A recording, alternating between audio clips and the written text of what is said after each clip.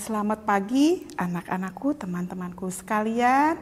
Kita bertemu kembali di dalam sekolah minggu, di mana pada pagi ini merupakan pelajaran pertama untuk kita di tahun 2021 ini.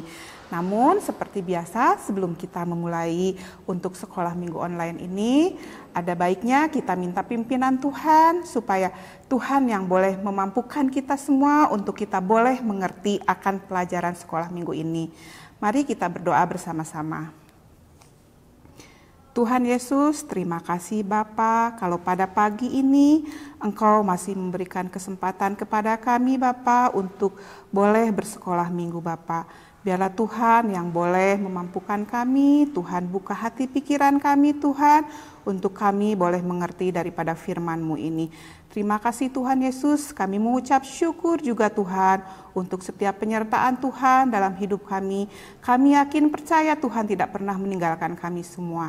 Terima kasih Allah Bapa, terima kasih Tuhan Yesus, hanya di dalam nama Tuhan kami Yesus Kristus kami berdoa, haleluya, amin. Nah, dalam pelajaran ke-1 di tahun 2021 ini untuk kelas Madya, kita kebetulan mengambil judul mengenai mengenal kebenaran melalui otoritas Injil Kristus.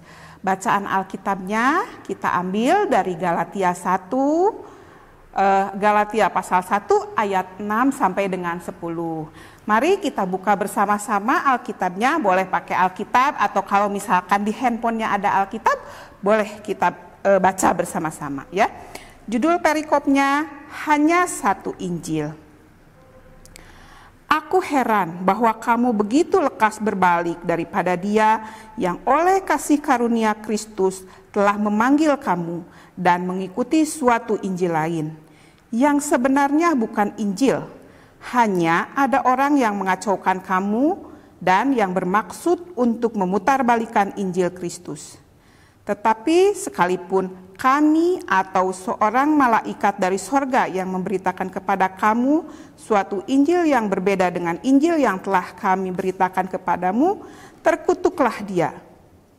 Seperti yang telah kami katakan dahulu, sekarang kukatakan sekali lagi. Jikalau ada orang yang memberitakan kepadamu suatu Injil yang berbeda dengan apa yang telah kamu terima, terkutuklah dia. Jadi, bagaimana sekarang? Adakah kucari kesukaan manusia atau kesukaan Allah? Adakah kucoba berkenan kepada manusia? Sekiranya aku masih mau mencoba berkenan kepada manusia, maka aku bukanlah hamba Kristus. Nah, itulah bacaan Alkitab yang diambil dari Galatia pasal 1 ayat 6 sampai dengan 10. Di pelajaran ini diceritakan bahwa jemaat di Galatia sebelumnya mereka telah mendengarkan pengajaran Injil dari Rasul Paulus.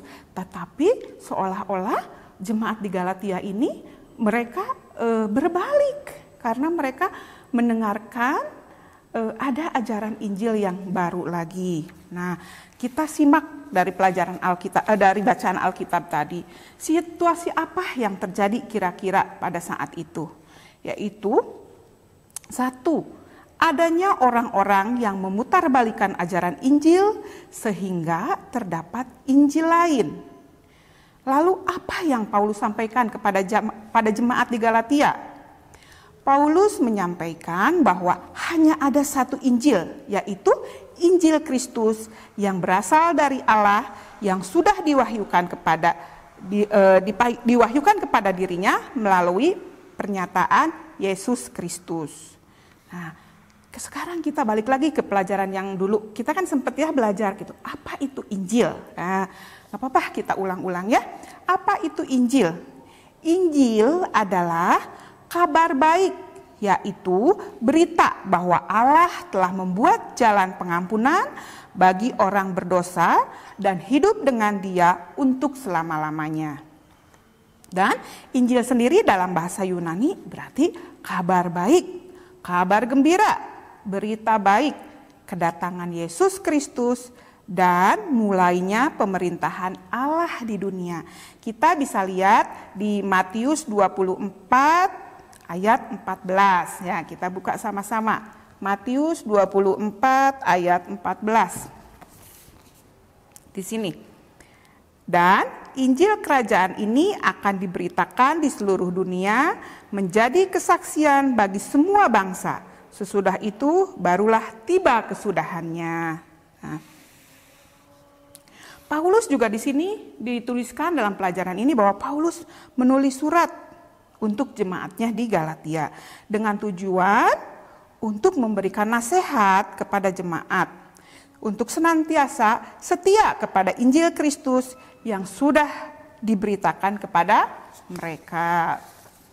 Dan Paulus juga menegaskan kembali kepada jemaat di Galatia bahwa Injil yang sudah diberitakan oleh Paulus merupakan sebuah wahyu dari Allah.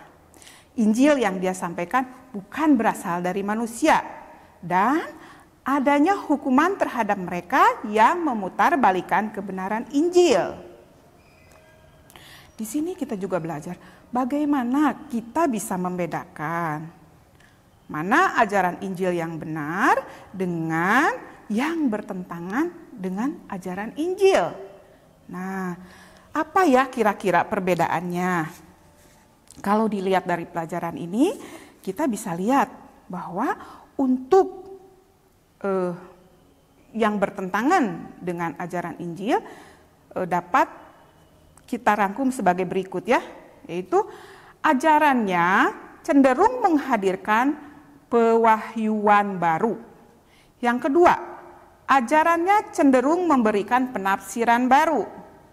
Yang ketiga, ajarannya cenderung menentang dan menyimpang tentang prinsip-prinsip kasih karunia Allah yang sudah dinyatakan melalui Kristus Yesus.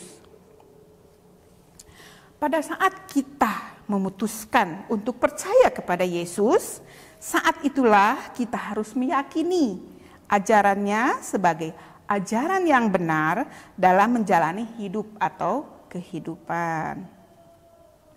Injil yang benar ini adalah Injil yang kabar baik dari Allah yang harus diberitakan kepada semua manusia di muka bumi ini tentunya ya. Dan kita juga harus berani menentang ajaran yang bertentangan dengan Alkitab tentunya. Kita harus jeli dalam menerima suatu ajaran baru. Nah, bagaimana kita harus mempelajarinya gitu? Kita harus mempelajari Alkitab supaya kita lebih mengerti mana ajaran benar dan mana ajaran yang bertentangan dengan Alkitab. Caranya bagaimana ya Bu? Gitu. Tentunya kita minta pimpinan Roh Kudus saat kita membaca Alkitab rutin setiap hari.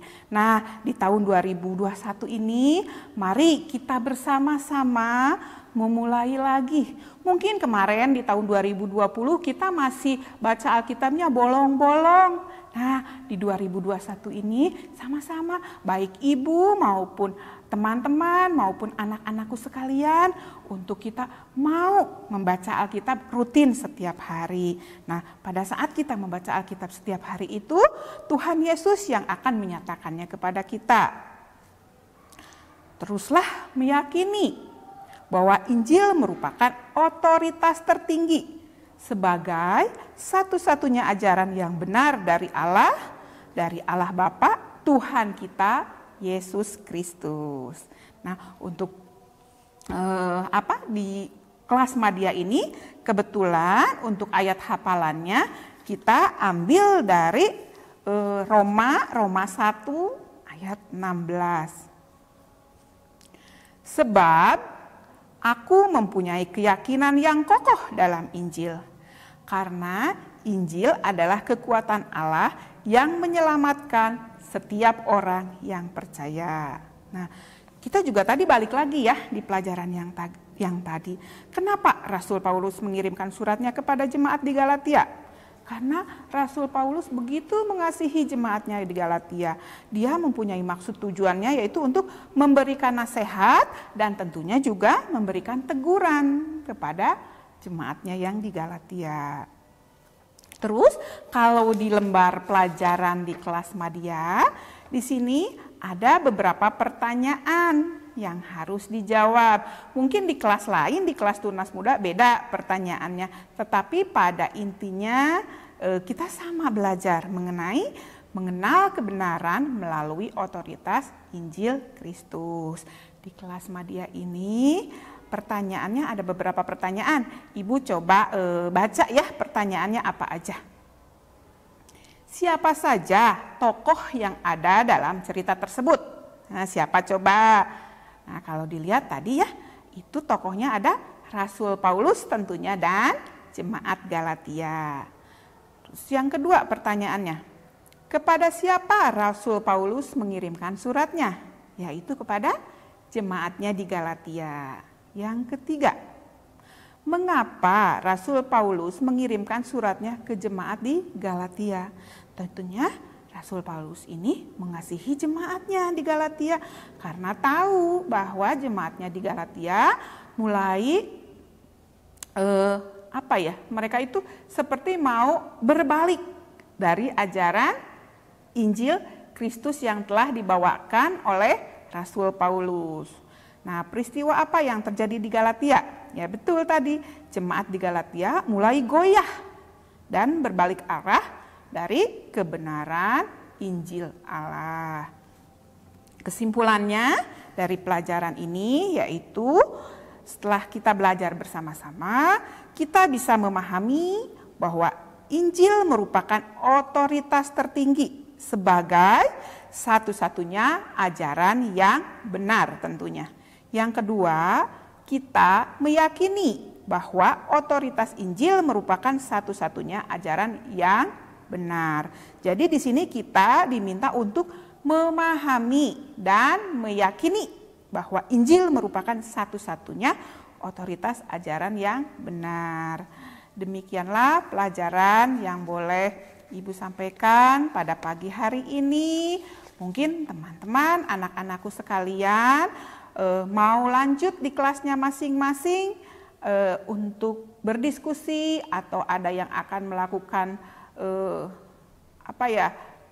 Google ya, sekarang itu apa sih namanya, Google Meet apa gitulah.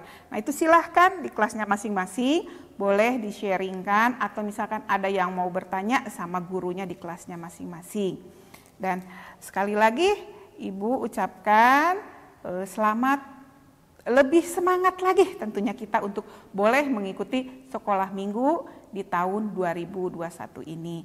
Sebelum menutup pelajaran ini, kita mau berdoa bersama-sama. Yuk kita lipat tangannya, tutup mata, kita berdoa bersama-sama.